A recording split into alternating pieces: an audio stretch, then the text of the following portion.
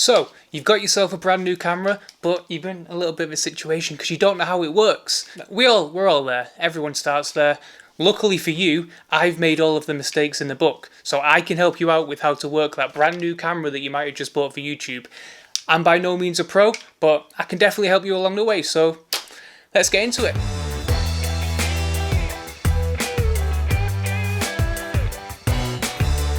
So I'm Dan from House of Hoot, and I'm here to explain to you today how to make this brand new camera, I'm in the way of the microphone there, this brand new camera work for your YouTube channel. Now, before we start, I need to let you know, obviously you don't need to buy a DSLR or you don't need to buy a mirrorless camera in order to have a successful YouTube channel. You could just use your phone and that's absolutely fine. You could also use a point and shoot, that's absolutely fine too. As long as you can get a video image outputted from whatever you choose to use, then that'll be absolutely fine for YouTube. So if you want to do that, if you want to keep doing that, absolutely flick this video off, go elsewhere. This video is not for you. But if you're brand new to using a DSLR or mirrorless camera, then stick around because I'm going to teach you how to do it. So first things first, stop watching this video. Click onto Amazon.com. Click onto that Amazon link in the little comments down there. You're going to need some stuff to put in here in order to make it work. You're going to need an SD card, which I hope you've already got, but more importantly, you're going to need battery power. A battery comes in the box and that's fine, but if you're going to be using it, going out into the world, using it for long periods of time, you're going to need some spare batteries. Now when you hit Amazon, absolutely you can just search for the code of your battery, the name of the battery, and that'll be absolutely fine. That'll be in your manual. But what I would do is get a bit more bang for your buck and look for third party. Third party, sometimes they're awful, but check the reviews on them and sometimes you can get a really good deal. I tend to get a 20 to 30 pound, euro, dollar, depending where you are, deal on 2-packs, and you can get the 2-packs with a little USB charger. RAV Power's a cool one for Sony. I've just ordered some of those myself, but as long as you do your homework, you should be fine. You can get yourself a decent set of batteries. They're not going to last you as well as, say, a officially branded an OEM one would, a Canon, Sony, Nikon one, whatever camera you've got. Their batteries are going to be better quality, but if you can't afford it, then absolutely go third party. And they're spares at the end of the day. Always use your main one if you can, but you got some spare ones just in case, so that's a bonus. Perfect. So first things first, turn that camera on. And we're going to jump head first into it. So you're going to turn the camera on and you're also going to do this. There's a little M on there, a little M standing for manual. Flick it to manual. Auto's fine, and if you want to use auto, then absolutely do that. The cameras nowadays will do all of the work for you and there's no real problem with doing that. Manual is going to give you a bit more control, and at the end of the day, that's what you want to be able to do. You want to be able to control it, you want to be able to creatively make changes. Auto doesn't allow you to do that, but manual absolutely will. So if you want to use auto, then again, there you go, off you go. You don't have to be here anymore, but if you don't, then let's find out how to use manual. So we've clicked it to M. First thing we're going to do is click into the menus, because the menus are where we're going to set most of this stuff up. A couple of things that you can't set from this main screen. We're going to do frame rate first, and I'm using a Canon, and they've got basically a Fisher Price control system. Very easy to use, very intuitive, very simple. So yeah, follow along if you can. I'm sorry if it doesn't look exactly like this on your camera, but they look fairly similar, so you'll be able to hopefully get the gist of what you need to do. If you bought a Sony though, you might be in trouble because Sonys, they're a little bit difficult. So good luck with that. But follow along anyway. If you need any help, throw it in the comments below and I'll absolutely try and help you out. So first thing you're going to need to do, you're going to decide what you want to come out of this video, and we're going to talk about frame rate. That's frames per second. So there's a lot to know about it. I'm not the right guy to tell you about it. So what I'm going to do is make it really simple for you. 24 frames a second is what they use in the talkies. 30 frames a second is what they use in the talkies. They also talk on television. So 24 frames a second is what they use in cinema. That's a better way to say it. 24 frames a second is cinematic. 30 frames a second is what they use in TV. That's going to give you a general nice look. 60 frames a second is the smooth, buttery smooth, really, it's almost a lifestyle style of image that you're kind of getting out of that.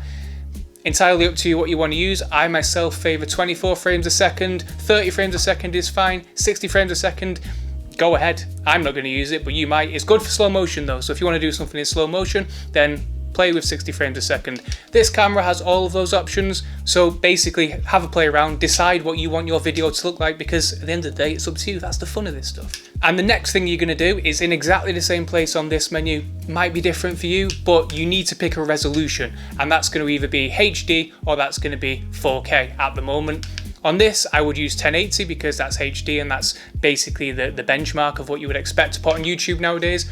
Some cameras have 4K. It's a personal preference at this point. If you've got the media, you've got the battery power, absolutely use 4K. I basically use 4K and then downscale to 1080. So that's how I kind of do my thing for YouTube. What I would say is a starting point though, if you want a bit of insider information, 30 frames a second, and you're going to record at 1080 because that's going to give you the best bang for your buck in terms of it's not going to kill your battery, it's not going to destroy your SD cards if you've only got smaller SD cards, and some cameras don't even allow you to do that. So if you've got like a used camera or something not as expensive that allows you to do 4K, then 1080 is a great place to start. But Dan, I hear you scream, why have we set our output settings first? Well, random person on the internet, I'm going to tell you why. We basically have to set these settings so that they inform the next bit. The frame rate informs the next bit. This little number here is your shutter speed. Think of your camera's sensor as an eye and the shutter is an eyelid. So when that shutter's open, your eyes are open. That's nice. We do that all the time. We call that being awake, and that's something that's really cool. Our camera doesn't like being awake. In fact, it wants to be awake as very, very small increments as possible, because the more you expose the shutter, the more light gets in there. We don't want light to be in there constantly because that will result in a basically white image, big awful white image. Instead, you want that where you just kind of, you're a bit lazy, you're just waking up, you slipping one eye open, one eye up, just expose it a little bit to the light. The little blinky motions that you make, we're going to basically refer to shutter speed as the blink. The blink is however long you take to open and close your eyelid really quick. This on cameras is mostly measured in bits of seconds. We want it to be less than a second in most cases, and in this case, for a YouTube video, it needs to be roughly double your frame rate. So if you've picked 24 frames a second, then your shutter speed should be 1/48th of a second. Or 50, 1/50th of a second is fine. It's displayed differently on other cameras. This one, it just displays a big 50, but sometimes it's going to display 1/50 depending on your camera, depending on your model. So be wary of that. That's something to look out for. But basically it means 1/50th of a second. So it's open for a 50th of a second every single frame. Yeah, that makes sense. So if you pick 30 earlier on, then set this to 60 now. If you pick 24, set it to 50, and if you pick 60, then set it to 120, because that's the correct shutter speed for what you're doing right now. If you do different shutter speeds, higher shutter speeds, you get like a cool look that I'm not going to do now. Lower shutter speeds, you're going to get more motion blur, and that's kind of a simple rule of thumb. But again, if you absolutely 100% have to be creative with all of this stuff, then you can do whatever you want. I'm just giving you a benchmark for something to sort of, if you're not sure, put it here. Simple, right? So that's simple, and now we're ready to start shooting.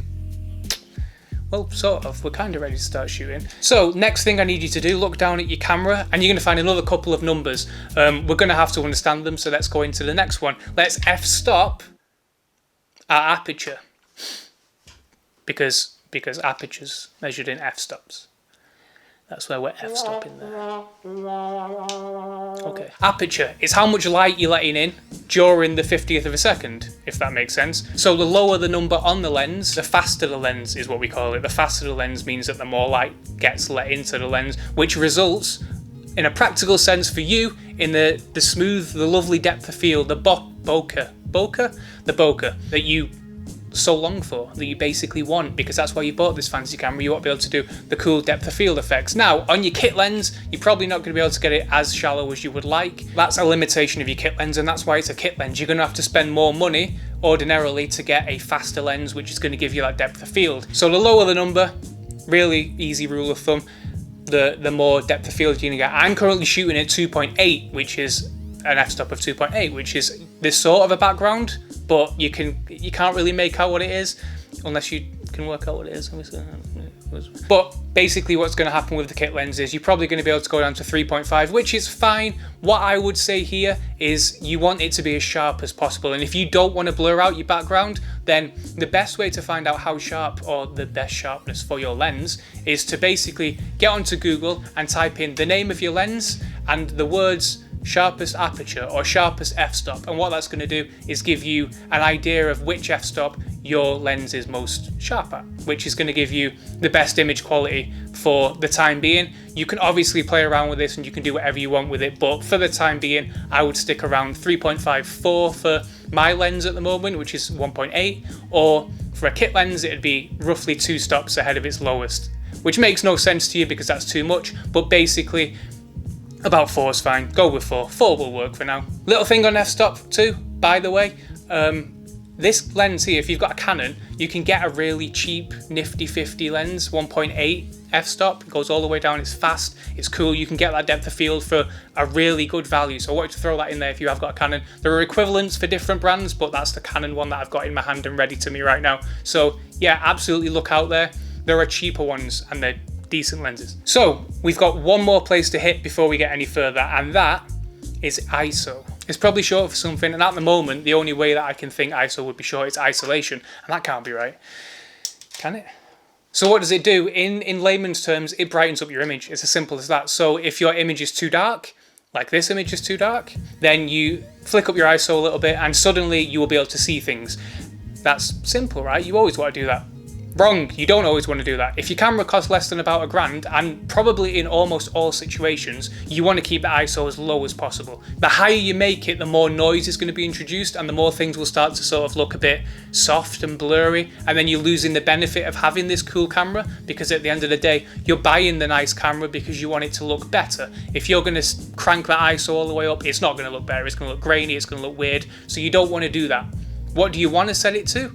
I keep mine as low as possible, so between 100 and 800 is roughly where I would put it, depending on what your camera is. With this camera, the Canon SL2, I normally don't go higher than 800 if I can help it, because it will start to result in degradation, and you don't want that at the end of the day. You want your image to be as smooth and silky and nice as possible. Once you've set it, absolutely leave it where it is if the lighting conditions are going to stay exactly the same. If you're not sure if the lighting conditions are going to stay the same, you might be vlogging, you might be outside, then you can set this to auto and that's absolutely fine, but you will need to understand that it will look a bit different when it comes out at the end of the day. Some of it will be grainy, some of it won't be, and that's kind of the trade-off that you make with ISO. ISO is going to be one of the things that you use quite a lot when it comes to this, because ISO is the easiest way to set your exposure correctly, because we can't change the shutter speed and we mostly don't want to change the aperture in that situation. So ISO is going to be where you spend most of your time going up or down, but auto is fine if you want to use auto. One more thing with ISO,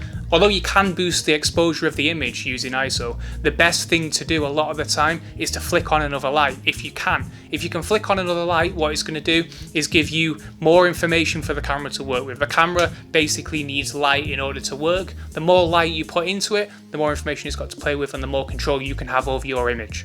Now, one more thing, if you're using daylight, you need to understand that white balance is going to be an enemy of yours. Daylight's awful and awesome at the same time. Daylight gives you this great, just all over beautiful diffused light, but the problem is it changes color quite a lot because of clouds, because of all sorts of situations. So there's another setting in here called white balance. What you're going to do with white balance is set it to anything that is not auto white balance. I don't care what it is. There's a lot of presets in there, and a lot of the presets in the cameras will be labeled as such. So daylight is a preset, sunny, cloudy is a preset, nighttime is a preset. There's loads of different presets in there. Best rule of thumb, pick the one that most matches your situation, or even better as a rule of thumb, point it at something white. Once you're pointing it at something white, what you can do then is basically pick the best one to make it look as white as possible. Once you've done it, stick with it, because you don't want to be changing the colours again afterwards. That's kind of a neat way of making sure that your colours are correct, or as correct as possible. You can get white and grey cards, but you're not gonna need them for right now. This is just a quick way of doing it for the running and gunning situation that you might be in. So we're pretty much good to go. What I would do at this point, stick your camera on your tripod. You've probably not bought a tripod, so a stack of books is fine, or hold it out like this, hold it out like that, and you can you can do whatever you need to do. Anything that you want to do on YouTube now, you're now set up to do. All of this stuff is creative, and all of this stuff, because it's creative, is you can break these rules, you can mess with them, you can do whatever you want. This is just the baseline of where you could be. So hit record and have some fun, because that's what this stuff is all about at the end of the day. One more thing to remember, and I'm not going to tell you how to live your life, but the number one thing that lets videos down isn't even video, it's audio. And audio is going to come straight out your camera on the onboard mic, which is fine. The onboard mic is okay, it's going to be fine for some situations, but if you really want to level up your sound in a really quick and easy way, buy a microphone, an onboard microphone. Your camera should have a little mic port. Most cameras do nowadays, and what you're going to do there is basically plug in one of the on-camera mics and away you go.